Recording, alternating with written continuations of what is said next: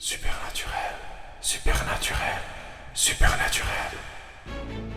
Je coupais du bois pour le nouveau lieu de réunion pour le prophète Élisée, quand le fer de ma hache est tombé dans le Jourdain. J'ai crié « Élisée, à l'aide !» Il a jeté une branche dans l'eau boueuse et le fer de la hache est monté à la surface. C'était merveilleux. Dieu est supernaturel.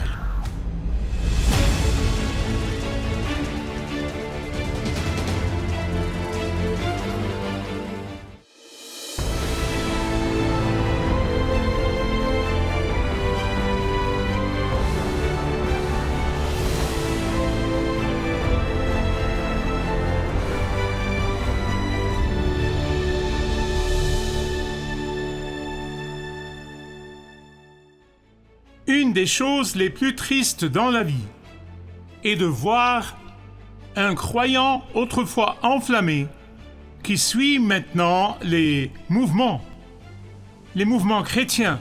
Une des choses les plus tristes dans la vie est de voir une personne qui était autrefois une lumière pour le Seigneur maintenant réduite à une cendre. Une des choses les plus tristes pour moi de voir est un croyant qui confond l'activité avec l'efficacité, qui confond l'activité avec la productivité, qui confond l'activité avec la réussite.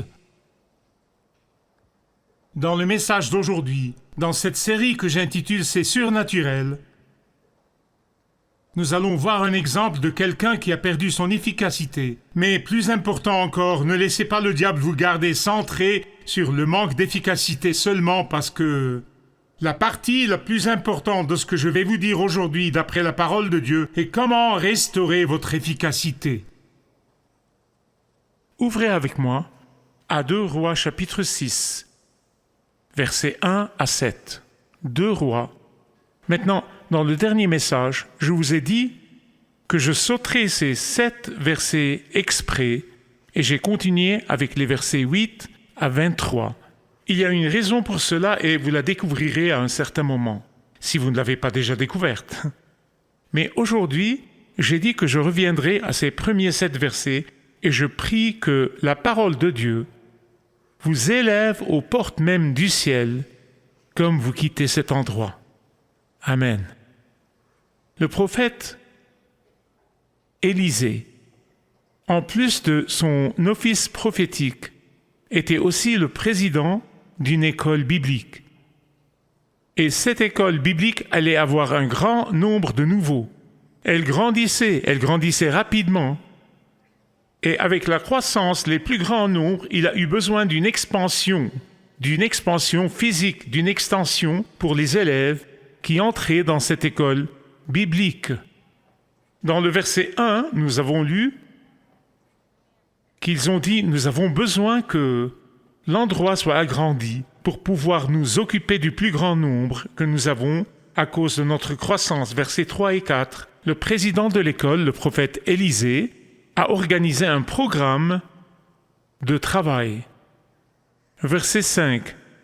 L'un d'eux était en train de couper du bois pour le bâtiment quand le fer de la hache est tombé dans l'eau boueuse du Jourdain.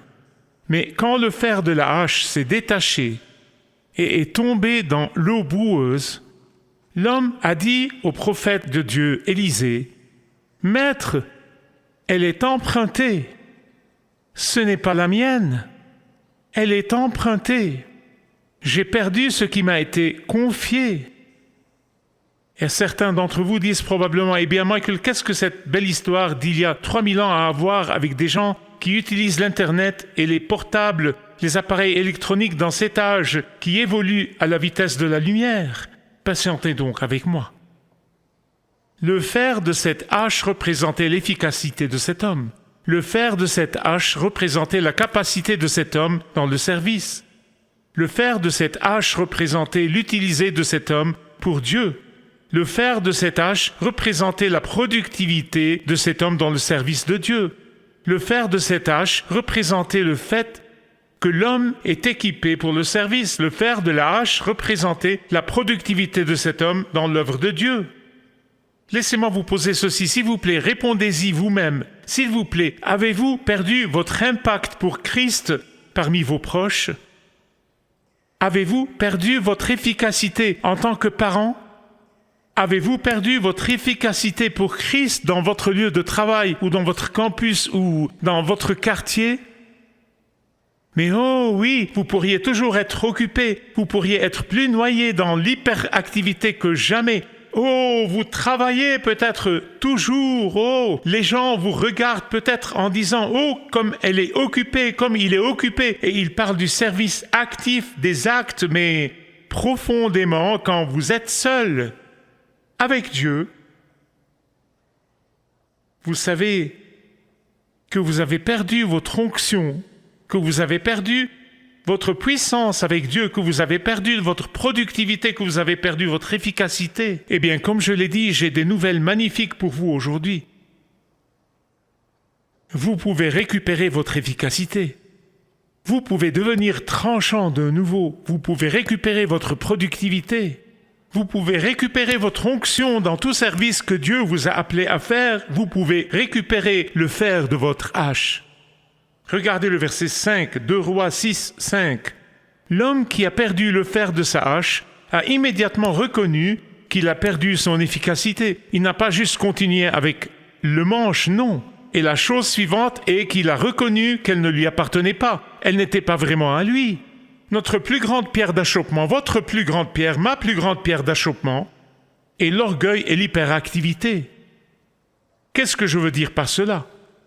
Le fait d'admettre que l'hyperactivité n'est pas la même chose que l'efficacité est la moitié de la bataille.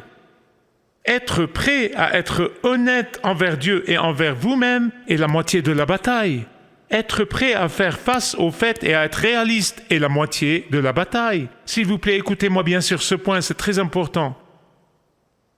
La chose que nous faisons tous, écoutez-moi bien, nous la faisons tous, votre pasteur inclus. Et que soit nous oublions, soit nous ignorons délibérément le fait que tout ce que nous avons est emprunté. Tout ce que nous avons est quoi? Le fait d'oublier ceci est le premier obstacle à l'efficacité. Les voitures que vous avez conduites ce matin, elles sont empruntées. Les vêtements que vous portez aujourd'hui, ils sont empruntés. Les maisons où vous vivez, elles sont empruntées. L'homme a dit au prophète Élisée, « Ô maître, elle était empruntée. » Voici la vérité. Que vous ayez 2 sous dans vos poches ou que vous ayez 1 million de dollars, ils sont empruntés. Que vous viviez dans une hutte ou dans un palais, ils sont empruntés. Que vous soyez en excellente santé ou que votre corps soit en mauvais état, il est emprunté. Écoutez-moi, que vous ayez une série de diplômes académiques à côté de votre nom ou que vous ayez raté les classes secondaires, c'est emprunté. Que vous soyez dans des positions haut placées ou au bas de l'échelle, c'est emprunté. Et que vous serviez des millions ou une douzaine de personnes, c'est emprunté. Oh maître, c'est emprunté. Question. Pouvez-vous discerner le tout premier signe de la perte de votre efficacité? Pouvez-vous discerner cela? Savez-vous que la première fois où vous avez commencé à perdre votre efficacité, vous avez commencé à perdre votre productivité pour Christ? Voulez-vous savoir comment reconnaître ce premier signe de perte d'efficacité dans la vie? Écoutez-moi, voulez-vous savoir? C'est le moment où vous commencez à tomber dans le piège de penser que vous êtes le propriétaire, que vous êtes le possesseur, que vous êtes en charge, que vous avez le contrôle. Au moment où vous tombez dans ce piège de penser que vous possédez votre compagnie, que vous possédez votre argent, que vous possédez votre maison, que vous possédez votre famille, que vous possédez votre santé, que vous possédez votre vie, c'est le début de la spirale descendante de l'inefficacité. L'une des raisons principales pour lesquelles si peu de gens dîment et donnent des offrandes au Seigneur, l'une des raisons principales pour lesquelles les croyants ne sont pas vraiment généreux envers Dieu et l'œuvre de Dieu est précisément qu'ils tombent dans ce piège de penser qu'ils sont les possesseurs. qu'ils ont le contrôle sur les bénédictions que Dieu leur donne. Ô Maître, elle est empruntée. Pouvez-vous dire cela avec moi? Ô Maître, elle est empruntée. Maintenant, bien-aimés, je sais que les dettes sont un grand problème dans notre société. Je sais que les gens empruntent de l'argent qu'ils n'ont aucun moyen de rembourser. Ces dettes sont un cancer national. Ces dettes détruisent les mariages. Ces dettes tuent les amitiés. Ces dettes peuvent être désastreuses. Les compagnies de cartes de crédit vous envoient des courriels attrayants chaque jour. Et chaque 30 jours, ils tirent sur la chaîne. Et c'est pour cela que Jésus a dit dans Luc 12, 15, « Gardez-vous avec soin de toute soif de posséder, car la vie d'un homme ne dépend pas de ses biens, même s'il est dans l'abondance. » Comment gérez-vous les bénédictions que Dieu vous laisse emprunter de sa part? Comment gérez-vous toutes les choses qu'il vous laisse emprunter de ses entrepôts? Ô Maître, elle est empruntée. C'est ce que cet homme s'est écrié, et cela montre qu'il reconnaissait qu'il avait une obligation. Il avait un sens de responsabilité. Cet homme a reconnu qu'il était responsable non seulement du travail, mais aussi des outils. Cet homme n'a pas perdu sa productivité à cause de la paresse. Non, non. Cet homme n'a pas perdu son efficacité en restant chez lui ou en jouant au golf le dimanche au lieu d'aller à l'église. Maintenant, ceci aura cet effet. Ça le fera.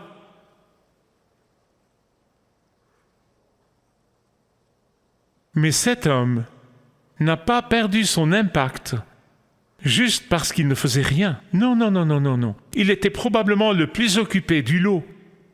Il était probablement le maître de l'hyperactivité. Les gens le regardaient probablement en disant « Regardez-le, comme il est actif, comme il est impliqué, comme il est prééminent. » Ah, faites très attention. Ce que je vais vous dire ne sera nouveau pour personne d'entre vous. Donc je dis en fait ce qui est évident. Il y a des églises partout dans le monde, et ce sont des centres d'activité, mais il n'y a pas la lumière de l'Évangile. Il y a des églises partout qui sont remplies d'activités sociales, mais pas la parole de Dieu. Il y a des églises partout autour de nous qui ont perdu leur efficacité spirituelle et biblique. Oh, mais elles marchent de l'avant et elles tournent en rond sans aucune efficacité spirituelle. Oh, mais elles n'ont pas commencé comme cela. Elles n'ont pas commencé comme cela. Elles ont commencé par vouloir changer le monde pour Christ. Elles ont toutes commencé avec un désir d'être efficaces pour Christ et un désir de faire une différence pour Christ. Mais ensuite, doucement mais sûrement, elles ont perdu leur épée biblique, l'épée de l'Esprit, la parole de Dieu. Cet homme était si activement occupé qu'il n'a pas pris le temps de remarquer que le fer de la hache se détachait. Je voudrais vous montrer. Ceci ressemble à celle qu'il a utilisée. Elle est ancienne.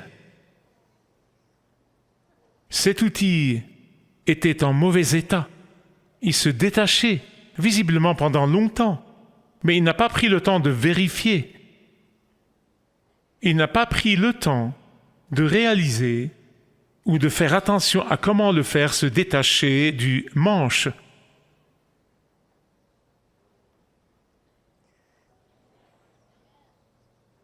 Il a probablement perdu son onction depuis longtemps. Vous voyez, il n'a pas fait attention à l'avertissement que le fer de la hache se détachait.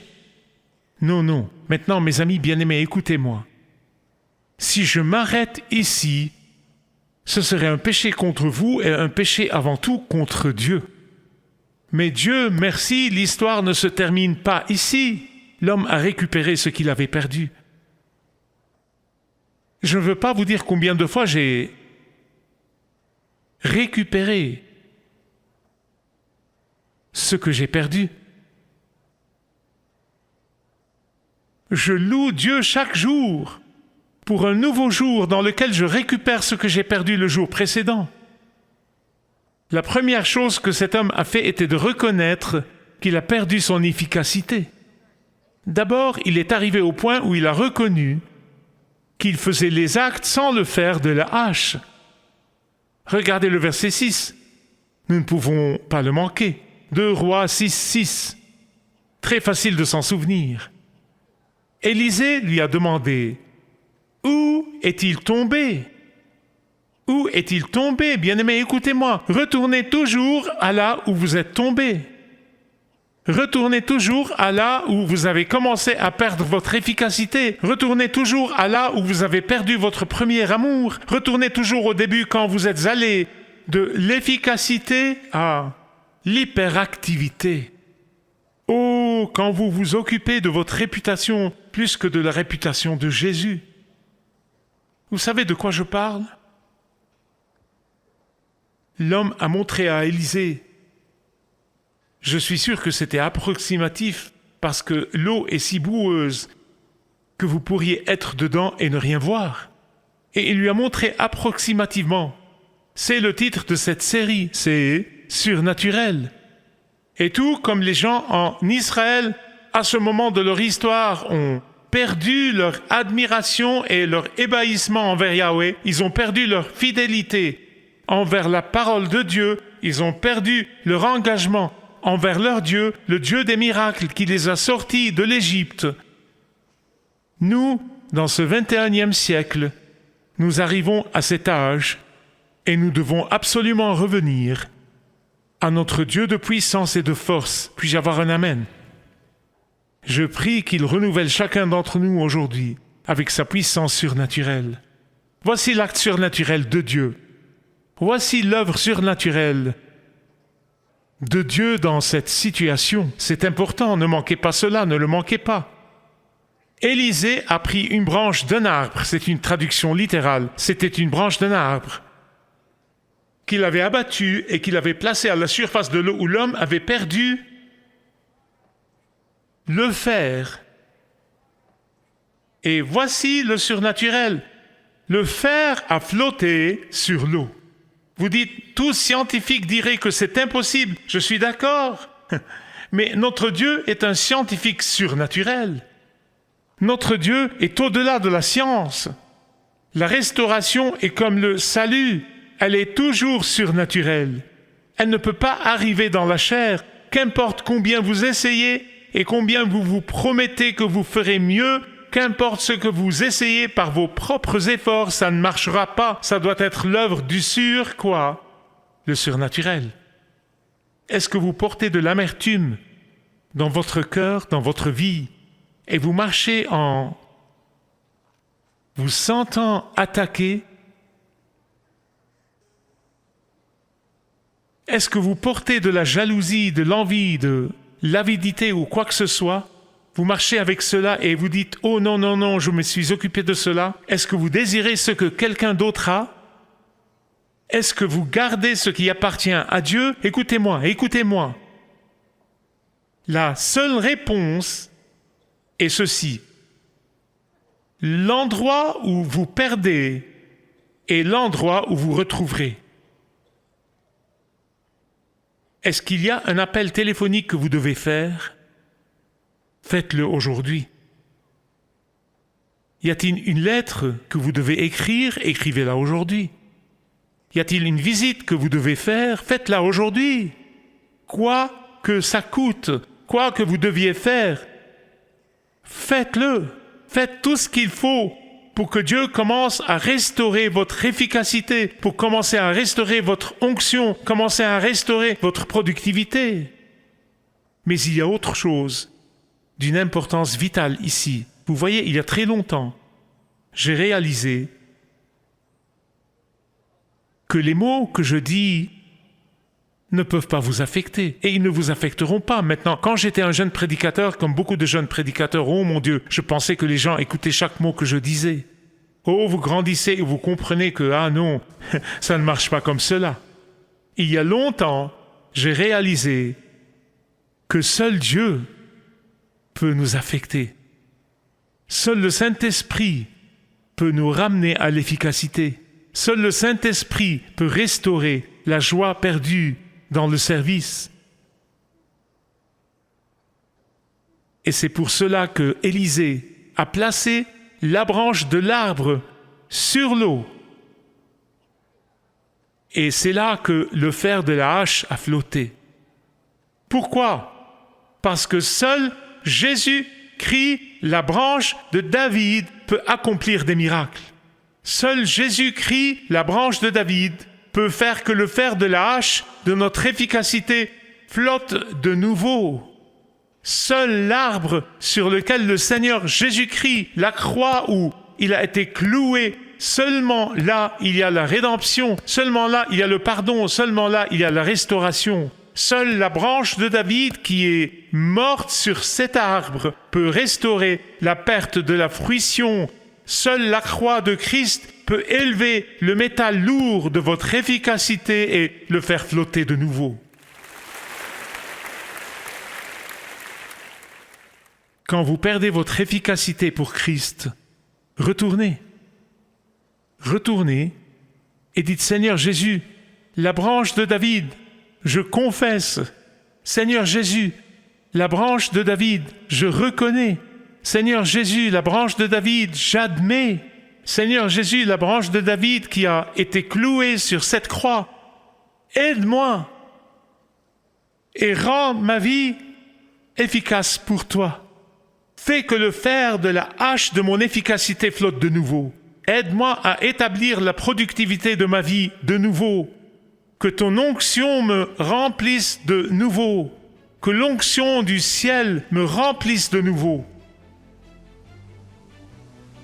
Et quand vous faites cette confession et toute restitution que vous devez faire, faites attention. Faites attention.